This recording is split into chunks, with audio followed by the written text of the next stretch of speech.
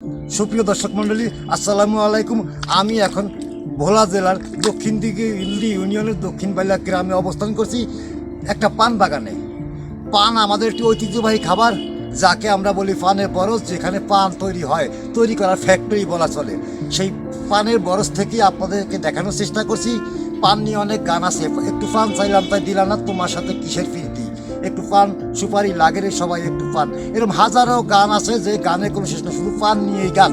কিন্তু আমরা কখনো জানি না আমাদের পান কোথায় উৎপন্ন হয়। এই দেখুন সেই পানের বরজ, চমৎকার পানের বরজ, যা দেখলে আপনার অবাক হবেন। সারিতে সারিতে লাগানো হয়েছে পান গাছ। যেই গাছগুলো আপনি দেখতে পাচ্ছেন সারিবদ্ধভাবে লাগানো হয়েছে, জাস্ট নিজের ঘরের চেয়েও রক্ষণাবেক্ষণ বেশি করা হয়। এর উপরে দেওয়া হয়েছে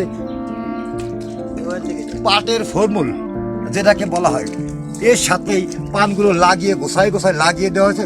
ওরা পর্যায়ক্রমে ওগুলোকে উপরে তুলে দেয়, লতার মতো বেয়ে থাকে, কিন্তু এগুলো আবার নামিয়ে দেওয়া হয় পান বিক্রি করার পরে। আমি এখন একজন পান চাষির সাথে আলাপ করলাম। আসসালামু আলাইকুম। ওয়ালাইকুম সালাম। আপনি কেমন আছেন? ভালো, আপনি কেমন আছেন? আলহামদুলিল্লাহ ভালো আছি। আপনার নামটা দয়া করে বলবেন? হ্যাঁ, অবশ্যই বলেন, আপনার নামটা বলেন। আবু সালেম। আবু সালেম। আপনি দক্ষিণ বাইলা গ্রামেরই একজন বাসিন্দা। অবশ্যই। আপনি কত বছর এই পান চাষের সাথে জড়িত? 30 বছর ধরে। এই পান চাষে কি আমি স্বাবলম্বী? হ্যাঁ, অবশ্যই। আচ্ছা, এই পান চাষের প্রক্রিয়াটা কি আমাদেরকে একটু জানাবেন? আমি খুশি হব। পান কিভাবে চাষ করা হয় আর কিভাবে কি করা তো হয়? ধরেন আমরা এইভাবে ফান লাগাই, কাজ করি, কাজের পর কাজ, একটার পর এক দিতে আসি, তুলতে আসি, বেচতে আসি, খাইতে আসি। লতা জাতীয় গাছ। হ্যাঁ, এটা সব লতা। এখন পানের হিসাবটা কি? মানে হিসাব হলো 36টা হলো যে আধা বিঘা, হ্যাঁ, তারপরে আর 72টা হলো 1 বিঘা। তারপরে আরো উপরে মাপ আছে পানের মাপ। হ্যাঁ, আরো আছে। আবার ধরেন এই 40 ঘন্টায় আবার বিঘা হয়, 1 বিঘা হয়, আবার 1 জোড়া হয়। মানে গনার দা দিয়া ঠিক আছে। ঠিক আছে। এই পানগুলো এখান থেকে ছিঁড়ে নিয়ে তার পরবর্তীতে গোছ করে থাকেন এগুলো। হ্যাঁ, বাজারে বিক্রি করার বাড়িতে জন্য। নিয়ে গোস করি আর বাজারে বিক্রি দেই। এই এক লাইনে কয়টা পানের গাছ থাকে? এখানে তো 300 400। এখন টোটাল আমার পান বাগানটা তো অনেক শ্রমিক লাগে, প্রতিদিনই কি কাজ করতে হয়? প্রতিদিনই কাজ করতে। এই কাজটা কি আপনাদের? আমি এনে তো লতা বাঁধতে হয়, প্যাঁচ খইতে হয়, ঘরে মাড়ি দিতে হয়, খৈর দিতে হয়। এই পানের খাবার খই। খালি খই। আপনারা কি পানে কীটনাশক দেন? না না না, তেমন দেওয়া পারে না। স্বাভাবিক কিছু যদি পোক করে তাহলে দেওয়া পারে, আর নাইলে না। সার দিতে হয় পানে? না, অন্য সার কিছু? না, সার দিতে হয় মানে আপনার এই, কিছু অল্প হালকা ভাত করে দিতে হয়। সময়ের বিবর্তনে পানে সারও দেওয়া হয় এবং কীটনাশকও দেওয়া হয়। আগে এগুলো ছিল না। ছিল না। এখন আধুনিক যুগ এসে এখন পান যে আমরা খাই, কতটুকু স্বাস্থ্যসম্মত তা আমরা জানি না। তবে হ্যাঁ, ওনারা আপ্রাণ চেষ্টা করে, না দিলেই নয় যে দিতে হবে না। এইভাবেই আমাদের এই পানগুলো তারা গুছিয়ে রাখে। এই দেখুন একটি পান বাগান। আমি এই যে দেখুন একটা লতার সাথে পান আপন মানে ঝুলে আছে।